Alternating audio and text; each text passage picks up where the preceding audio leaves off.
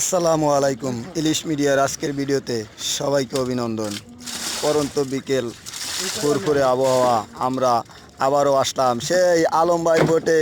আলম ভাই, ওয়ালাইকুম সালাম ভাই। ভাই আছেন ভালো? হ্যাঁ আছি ভালো ভাই। মাছ পাইছেন ভাই?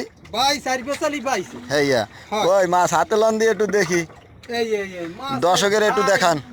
মাছের সাইজ কই শেষ করতে পারি না ভাই। অমাইক সাইজ না? হয় এর চারি পেছটা আপনার এক নালা খাইলাম স্যার।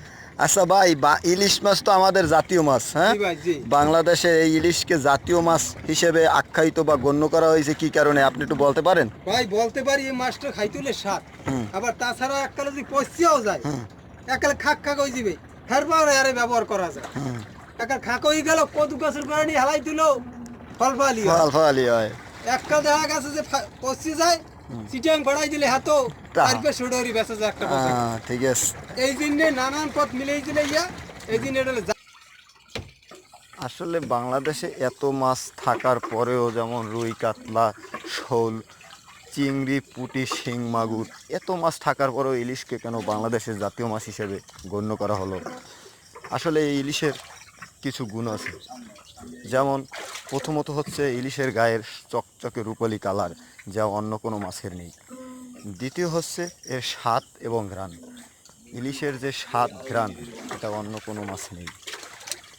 তৃতীয়টি হচ্ছে একটি মজার বিষয় যে পৃথিবীতে হাতে গোনা যে কয়টি দেশে ইলিশ মাছ পাওয়া যায় তার বেশিরভাগ ইলিশই বাংলাদেশে পাওয়া যায়, এবং এই ইলিশ বাংলাদেশ বিভিন্ন রাষ্ট্রে বিভিন্ন দেশের কাছে তারা বিক্রি করে এবং রপ্তানি করে, এবং তাই সব কিছু বিবেচনা করে 1972 সালে এই ইলিশকে বাংলাদেশের জাতীয় মাছ হিসেবে গণ্য করা হয়।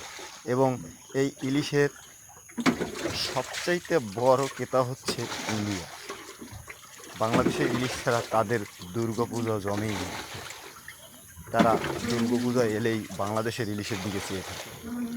আসলে আপনারা অবশ্যই বুঝতে পারছেন যে আজকের এই ভিডিওতে যে ইলিশকে কেন বাংলাদেশের জাতীয় মাছ হিসেবে গণ্য করা হয়েছে।